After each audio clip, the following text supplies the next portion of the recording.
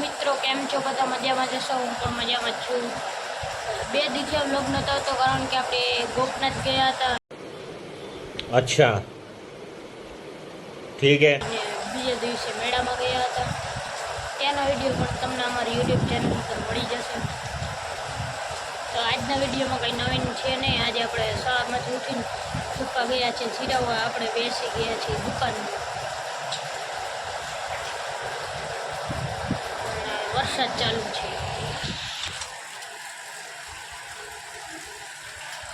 Non stop 3 દિવસથી આ વરસાદ ચાલુ છે, બંધ થયેલ નથી.